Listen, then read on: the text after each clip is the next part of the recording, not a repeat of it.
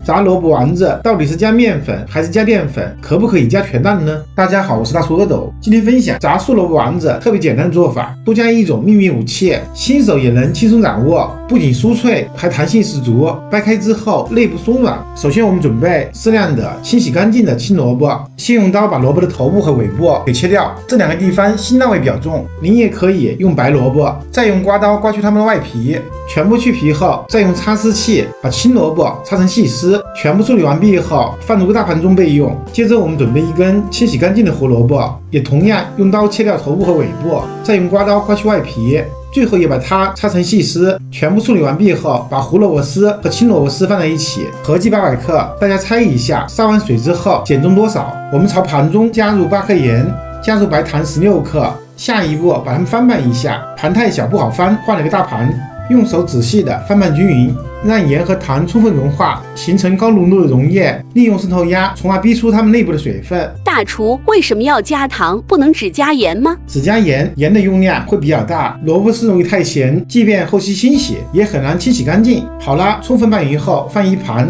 腌制至少20分钟的时间。20分钟后，我们看一下，杀出了不少的水分，倒掉杀出的水分，再把它们反复的淘洗一下，一定要洗去多余的盐和糖，以免后期不好调味。清洗干净后先沥水，下一步特别关键，用手抓起一把萝卜丝，用力的挤干它们的水分，这个比较费劲，家里面有纱布的话会简单不少。用纱布包住2种萝卜丝，用拧毛巾的方式用力的拧干它们的水分，这样做可以挤得特别干。重复这个操作，全部处理完毕后，把挤干水分的萝卜丝放在案板上，用刀把它们切碎一点。大厨是切得碎一点好呢，还是切短一点就可以了？切碎一点，炸出的丸子更圆更好看。至于口感，差别很小，看个人喜好。把它们处理完毕后，重新放入大盘里面，称了一下，重量大约500克。接着我们加入盐6到7克，再加入五香粉或者是3香2到3克，加入胡椒粉2克。接着我们用手把它们翻拌均匀，即便是它们都挤干了水分，再加盐还会少量出水。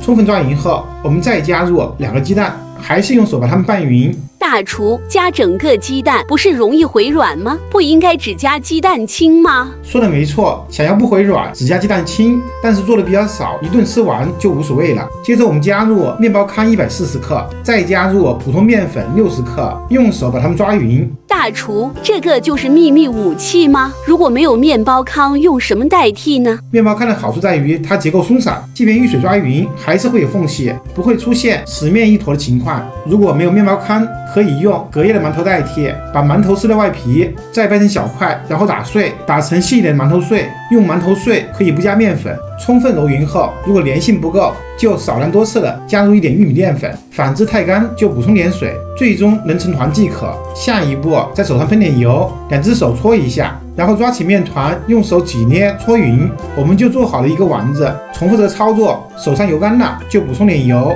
最终我们得到了一大盘的丸子，一共28个。下一步起锅烧油，油一定要多一点，最起码要超过丸子的高度。先开大火，把温度升起来，把油温加热到155度。大厨，普通人怎么看油温呢？还是用筷子测温法，朝油中插入一只筷子，这个筷子必须无水无油，而且是竹筷子或者木筷子。等筷子周围出现很多密集小泡，这个时候拿筷子的手距离油面10公分，能够感觉到明显的温度，但是还不烫手，就说明油温差不多了。我们立刻把火调到最小，这样做可以尽量减少，因为丸子下锅时间不一样，导致成熟度差别很大。我们沿着锅边把丸子一个接一个的滚进去，每次放的地方错开一下，可以避免它们彼此之间发生粘连，尽量贴着油面，这样油花会比较小，反而不会烫到自己。丸子比较多，我们分2次炸完，全部下锅后，我们立刻调成最大火，就这样炸4到6分钟，具体时间要看丸子的大小。一般而言，全部飘起来就差不多熟了，全部浮起来之后再炸1分钟，就可以把它们捞出来沥油备用。